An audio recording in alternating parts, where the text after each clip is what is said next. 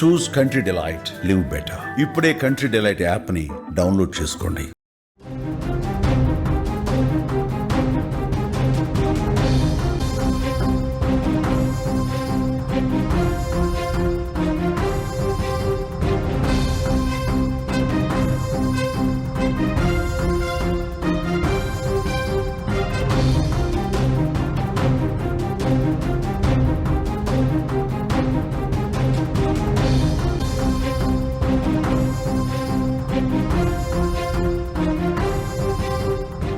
హైదరాబాదులో మరో ప్రేమ మోసం బయటపడింది. ఈ ప్రేమ మోసం అంతా ఇంత కాదు, అత్యంత భయంకరమైన ప్రేమ మోసం. ముఖ్యంగా అమ్మాయిలు తమ మనసులో ఉంచుకొని ఎప్పటికప్పుడు జాగ్రత్తగా ఉండాల్సిన ప్రేమ మోసం. ఈ ప్రేమ మోసంలో విలన్ ఎవరో తెలుసా? పాకిస్తాన్కి సంబంధించిన ఫహద్ అనే యువకుడు. అదేంటి హైదరాబాదులో పాకిస్తాన్ యువకుడు ఏంటి అనుకుంటున్నారా? మీరు స్క్రీన్లో చూస్తున్న ఇతనే పాకిస్తాన్కి సంబంధించిన ఫహద్ అనే యువకుడు. హైదరాబాదులో 1996 నుంచి మకాం పెట్టి ఇక్కడే నివాసం ఏర్పాటు చేసుకొని దొంగ ఐడీలు సృష్టించుకొని నేను భారతీయుడిని అని చెప్పుకుంటూ ఫహద్ తన ఇక్కడ అమ్మాయిలని వలవేసి పట్టి ముఖ్యంగా హిందూ అమ్మాయిలని వశపరుచుకొని ప్రేమ పేరుతో లొంగ తీసుకొని పెళ్లి చేసుకొని ఆ తర్వాత వాళ్ళ జీవితాన్ని నాశనం చేస్తున్నాడు ఫహద్. మెల్లగా మాటలు కలుపుతాడు, స్నేహం పేరుతో హాయ్ అంటాడు, ప్రేమ పేరుతో దగ్గరవుతాడు, పెళ్లి చేసుకొని ఒప్పించి జీవితంలోకి వస్తాడు. అంతకంటే ముందే అమ్మాయి పేరు మతాన్ని మార్చేస్తాడు. పెళ్లి తర్వాత భార్యను మోసం చేసి మరో మహిళతో రాసలీలలు మొదలు పెడతాడు. అంటే ఒక్కో అమ్మాయిని వరుసగా టార్గెట్ చేస్తూ వెళ్తాడు. ఓ పాకిస్తాన్ నుంచి వచ్చిన ఈ ఫహద్ హైదరాబాద్లో చేస్తున్న మోసం వెలుగులోకి వచ్చింది. ఆ మోసగాడి బండారాన్ని సొంత భార్యే బయట పెట్టడంతో అతని రాసలీలలన్నీ వెలుగులోకి వచ్చాయి.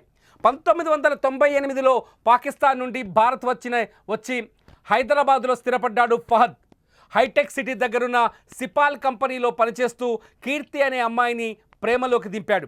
హిందూ మతానికి చెందిన కీర్తిని దోహా ఫాతిమాగా పేరు మార్చి మతం మార్చి 2016లో పెళ్లి చేసుకున్నాడు. కొన్ని రోజులు బాగానే నడిచింది.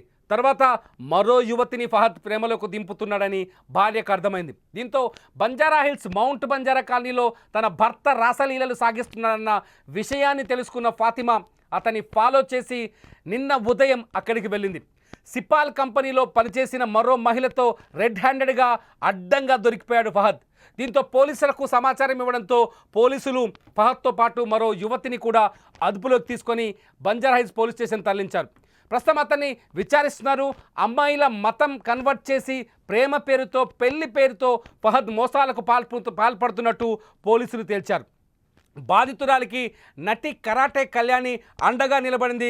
ఫహద్ బాగోతాన్ని బయటపెట్టింది. మొత్తం కేసులో అసలు విషయం ఏంటి అంటే ఫహద్ సాధారణంగా మొదట ఎవరైతే కీర్తి తన పేరు మార్చుకున్న కీర్తి ఉందో ఆ కీర్తి ఫిర్యాదు చేసినప్పుడు ఫహద్ కేవలం తన భార్యని చీట్ చేశాడు, ఒక అమ్మాయిని పెళ్లి చేసుకొని మరొక అమ్మాయిని మళ్ళీ ట్రాప్ చేస్తున్నాడనే విషయంలో కేవలం ఇది ప్రేమ మోసం అనే యాంగిల్లోని కేసు విచారణ మొదలుపెట్టారు. కానీ ఫహద్ డీటెయిల్స్ ఐడి ప్రూఫ్స్ అన్నీ పరిశీలిస్తే ఫహద్ ఇండియన్ కాదు, హైదరాబాదీ అసలు కానే కాదు, అతను ఒక పాకిస్తానీ అని తేలింది. 1998లో ఫహద్ తన కుటుంబంతో కలిసి హైదరాబాద్కు వచ్చాడు. తన కుటుంబ సభ్యులు ఇప్పటికీ అంటే మొన్న భారత్ నిషేధం విధించే వరకు ఆపరేషన్ సింధూర్పై సందర్భంగా భారత్ నిషేధం విధించే వరకు వాళ్ళు పాస్పోర్ట్ ఆఫీస్కి వెళ్తూనే ఉన్నారు, వాళ్ళ వీసాని అప్గ్రేడ్ చేసుకొని వస్తూనే ఉన్నారు. కానీ ఫహద్ ఈ విషయాన్ని కీర్తి ముందు దాచిపెట్టాడు. కీర్తికి హైదరాబాద్ ముస్లింనని హైదరాబాదీనని నమ్మబలికాడు. కీర్తిని తన మాటలతో తన ప్రవర్తనతో బుట్టలో వేసుకొని ఆమెని పేరు మార్చి మతం మార్చి 2016లో పెళ్లి చేసుకున్నాడు. పెళ్లి చేసుకున్న తర్వాత కీర్తితో కొంతకాలం కాపురం చేశాడు. వాళ్ళిద్దరికీ 7 ఏళ్ల కొడుకు కూడా ఉన్నాడు. ఆ కొడుకు ఉన్న తర్వాత ఫహద్కి కీర్తి బోర్ కొట్టింది. మళ్ళీ మరో మహిళని ట్రాప్ చేయడం మొదలుపెట్టాడు. మరో మహిళని ట్రాప్ చేయడమే కాదు, ఆ యువతితో ఏకంగా కొన్ని ప్రాంతాల్లో ఆమెతో సహజీవనం కూడా మొదలుపెట్టినట్టుగా కీర్తికి కనిపెట్టింది. ఎప్పుడైతే విషయం కీర్తికి తెలిసిందో వెంటనే పోలీసులకు ఫిర్యాదు చేసింది. కానీ ఆమెకు కూడా తెలియదు అతను పాకిస్తానీ అని. ఒక్కసారి కీర్తి రాత్రి పోలీసులకు ఫిర్యాదు చేసిన తర్వాత మాట్లాడింది. కీర్తి మాటలు మీరు విన్న తర్వాత మిగతా విషయాన్ని నేను మీకు ముందుకు తీసుకొస్తాను. రోజు మన సిస్టర్ తన కీర్తి, ఆ అమ్మాయి చాలా సంవత్సరాలుగా ఇక్కడ వంచబడింది. 10 సంవత్సరాల కిందట పెళ్లి చేసుకున్న ఒక పాకిస్తానీ ముస్లిం తనని ఈరోజు విడిచిపెట్టి వేరే అమ్మాయిని మళ్ళీ పెళ్లి చేసుకుందామని అమ్మాయి డైవోర్స్ అడుగుతున్నాడు. ఒక బాబు కూడా ఉన్నాడు. ఇలా అమ్మాయిని లవ్ జిహాద్ చేసి అమ్మాయిని ఇట్లా పెళ్లి చేసుకొని వదిలేయడం ఎంతవరకు కరెక్ట్? అతనివి ఇంకా లాంగ్ టర్మ్ వీసాలోనే ఉన్నాడు అతను. వాళ్ళ ఫ్యామిలీకి ఇంకా రాలేదు. అన్ని ఫేక్ డాక్యుమెంట్స్, తన సర్టిఫికేట్స్ కూడా జాబ్ చేస్తున్న దగ్గర కూడా ఫేక్ ఉంది. మొత్తం ఆమెను కొట్టడం తిట్టడం చాలా నరకం చూపించాడంట. ఇన్నాళ్ళకి అమ్మాయి ఇక్కడ వస్తే పోలీస్ వాళ్ళు ఇప్పుడు వస్తే వాళ్ళతో కలిసి వెళ్దామని వెయిట్ చేస్తాను. నాకు 24/7 నుంచి తెలుసు అండి. 24/7 పనిచేశాడు. అప్పటికి వాడి దగ్గర ఆధార్ కార్డు అవన్నీ వాడి దగ్గర అప్పటికి ఉంది కాబట్టి వాడు ఒక ఇండియన్ అని మనకు తెలుసు. వాడు పాకిస్తానీ అని ఎప్పుడు డౌట్ రానివ్వలేదు, ఏం కాలేదు. అది కాకుండా వాడికి పెళ్లి తర్వాత వచ్చేసిందని కూడా నాకేం తెలియదు దాని గురించి. కాకపోతే వాళ్ళ అమ్మ ఇంకా వాళ్ళ తమ్ముడు ఇంకా ఎల్టీవీలోనే ఉన్నారు. అయినా వాళ్ళ దగ్గర అందరి దగ్గర ఆధార్ కార్డులు, ఓటర్ ఐడీలు, పాన్ కార్డులు అన్నీ ఉన్నాయి సార్. వాళ్ళు అవన్నీ పెట్టుకొని ఇక్కడ ఇండియన్ లీగల్స్ లాగానే ఉంటున్నారు. కాకపోతే ఆ డాక్యుమెంట్స్ అన్నీ ఫేక్. అర్థమైందా భారతదేశంలో పాకిస్తానీలు ఏం చేస్తున్నారు? అర్థమైందా మన భూభాగంలో ఉంటూ మనకి ఏ విధంగా వెన్నుపోటు పొడుస్తున్నారు? అర్థమైందా మన అమాయకురాలైన మహిళల్ని ఎలా ట్రాప్ చేస్తున్నారు? అర్థమైందా? ఫహద్ లాంటి ఇటువంటి దుర్మార్గులు తప్పుడు ఐడీలతో ఇంకా మన దేశ సరిహద్దులు దాటలేదు, ఇక్కడే ఉండి మన దేశాన్ని నాశనం చేయడానికి రెడీ అవుతున్నారని. ఫహద్ లాంటి ఫహద్ లాంటి వ్యక్తుల్ని ఏం చేయాలి? ఫహద్ లాంటి వ్యక్తులు భారతదేశంలో స్లీపర్ సెల్స్గా మారుతున్నారు. ఇక్కడ నేను ఒక విషయం చెప్పాలనుకుంటున్నాను స్పష్టంగా. ఇక్కడ కీర్తి అనే మహిళ ఫహద్ని ఇండియన్ అనే నమ్మకంతో ప్రేమించింది. ఇండియన్ అనే నమ్మకంతోనే అతని దగ్గరున్న అన్ని వివరాలు చూసి నమ్మి పెళ్లి చేసుకుంది. తన మతాన్ని కూడా ప్రేమ కోసం, తన జీవితం కోసం తన మతాన్ని కూడా మార్చుకోవాలనుకుంది. చాలామంది తల్లిదండ్రులు వీడియో చూస్తూ ఉండుంటారు. చాలామంది యువతులు ఈ లైవ్ చూస్తూ ఉండుంటారు. వాళ్ళందరికీ చెప్తున్నాను నేను, మీరు నమ్మొచ్చు, ప్రేమించిన వాడిని నమ్మాలి, ప్రేమించిన వాడి కోసం ఏదైనా చేయొచ్చు. కానీ అసలు ప్రేమించిన వాడు ఒరిజినలా ఫేకా తెలుసుకోవాల్సిన బాధ్యత మీకుంది. కీర్తి లాంటి తప్పు చేస్తే ఫహద్ లాంటి దొంగలు మీ జీవితంలోకి ఎంటర్ అయ్యి మీ జీవితాల్ని నాశనం చేస్తారు. ఫహద్ లాంటి పాకిస్తానీలు ఇంకా హైదరాబాద్లో ఉన్నారు అని చెప్పడానికి ఫహదే ఒక బిగ్ ఎగ్జాంపుల్. అర్ధరాత్రి బయటపడ్డ ఈ పచ్చి నిజం హైదరాబాద్ని వణికిస్తుందనే చెప్పాలి. ఎందుకంటే పాకిస్తాన్ భారత్ యుద్ధం తర్వాత, ఆపరేషన్ సింధూర్ తర్వాత భారతదేశం అందరికీ ఒక వార్నింగ్ జారీ చేసింది. ఎట్టి పరిస్థితుల్లోనూ ఎటువంటి వీసా కలిగి ఉన్నా సరే ఏ పాకిస్తానీ భారతదేశంలో, భారత భూభాగంలో ఉండటానికి వీలు లేదని చెప్పింది. ప్రతి పాకిస్తాన్ పౌరుడు ఈ దేశాన్ని దాటి, ఈ సరిహద్దును దాటి వెళ్ళిపోవాలని సూచించింది. ఈ దేశం విడిచి వెళ్ళినప్పుడే ఈ దేశం భద్రంగా, సురక్షితంగా ఉంటుందని చాలా స్పష్టంగా భారత విదేశాంగ శాఖ, భారత హోంమంత్రిత్వ శాఖ చెప్పింది. అయినా సరే హైదరాబాదులో పాకిస్తానీలు ఉన్నారు చెప్పడానికి ఫహద్ ఒకడే ఎగ్జాంపుల్.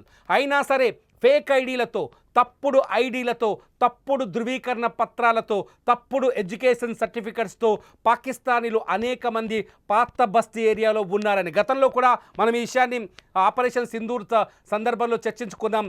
హైదరాబాద్ పాత బస్తీలో అనేక మంది నిజాయితీ పరుల మధ్య కొందరు దొంగలున్నారు. హైదరాబాదులో ఉన్న అనేక మంది మన ముస్లిం సోదరుల మధ్య కొందరు పాకిస్తానీలు కూడా మన భారతీయుల్లాగే నటిస్తున్నారని చెప్పడానికి ఫహద్ ఎగ్జాంపుల్, అతిపెద్ద ఎగ్జాంపుల్ ఫహద్. నిన్న లంగర్ హౌస్లో కూడా ఫహద్ని పట్టుకున్నారు. నిజానికి లంగర్ హౌస్లో అదుపులోకి తీసుకున్నారు. లంగర్ హౌస్లో అదుపులోకి తీసుకున్న తర్వాత ఫహద్ దొంగ వేషాలన్నీ వెలుగులోకి వచ్చాయి. ఫహద్ కుటుంబ సభ్యులు కూడా లాంగ్ వీసాతో ఇండియాకు వచ్చారు. కానీ ఆపరేషన్ సింధూర్ తర్వాత వీళ్ళు తిరిగి పాకిస్తాన్ వెళ్ళిపోవాల్సి ఉంది, కానీ వెళ్ళలేదు. ఇక్కడే తప్పుడు ధృవీకరణ పత్రాలు, తప్పుడు ఆధార్ కార్డులు, తప్పుడు ఐడి ప్రూఫ్లు క్రియేట్ చేసి ఇక్కడే ఉండిపోతున్నారు. కీర్తి అనే అమ్మాయి ఫహద్ని ప్రేమించడం వల్ల, అతన్ని పెళ్లి చేసుకోవడం వల్ల, అతనితో కాపురం చేసిన తర్వాత ఆ అమ్మాయికే తెలియదు. చాలా స్పష్టంగా రాత్రి ఫహద్ డాక్యుమెంట్స్ని పోలీసులు చెక్ చేసే వరకు కీర్తికి కూడా తెలియదు అతను ఒక పాకిస్తానీ అని. కీర్తి కూడా అతను భారతీయ ముస్లిం అని ఆలోచించింది, భారతీయుడని నమ్మి అతనితో జీవితాన్ని పంచుకోవడానికి ముందుకెళ్ళింది. కానీ కీర్తికి ఆ తర్వాత తెలిసింది పాకిస్తానీ బుద్ధి ఇలాగే ఉంటుందని. ప్రతి పాకిస్తానీ మహిళల్ని వేధిస్తాడని, ప్రతి పాకిస్తానీ మహిళల్ని చిత్రహింసలకు గురి చేస్తారని, పాకిస్తాన్లో పద్ధతే ఇదని చాలా స్పష్టంగా కీర్తికి అర్థమైంది. కీర్తి ఎప్పుడైతే ఫహద్ అసలు రూపం బయటపడిందో అప్పటి నుంచి ఆమె పోలీసుల సహాయం తీసుకుంటోంది, పోలీసుల సహాయం కోరుతోంది. ఆమెకి ఈ ఫహద్ నుంచి ప్రాణహాని ఉందని చెప్తోంది, ఫహద్ నుంచి తప్పించాలని, తనని కాపాడాలని వేరుకుంటుంది. ఈ ఫహద్ ప్రస్తుతానికి ఇంకొక యువతిని కూడా ట్రాప్ చేసినట్టుగా తెలుస్తోంది. ఆ యువతి కూడా కీర్తిలాగే బాధితురాలనే మనం నమ్మాలి. ఇక్కడ ఆ యువతిని కూడా ఇలాగే తన శారీరక అవసరాల కోసం, తన జీవనం కోసం భారత్లో తను కొనసాగడానికి, ఇక్కడ ఉండిపోవడానికి, ఇంకొక యువతి జీవితాన్ని కూడా బలి చేయడానికి ఫహద్ ప్రయత్నిస్తున్నారని అర్థం చేసుకోవాలి. మీరేమనుకుంటున్నారు? ఫహద్ లాంటి పాకిస్తానీలు ఇంకా మన పాత బస్తీలో ఉన్నారన్న ఈ వాదనని మీరు నమ్ముతున్నారా లేదా? ఈ వీడియో కింద టైప్ చేయండి. ఈ ఫహద్కి సంబంధించిన మరిన్ని అప్డేట్ వీడియోస్ కోసం చూస్తూనే ఉండండి సుమన్ టీవీ డిజిటల్ లైవ్, అట్లాగే సుమన్ టీవీ లైవ్.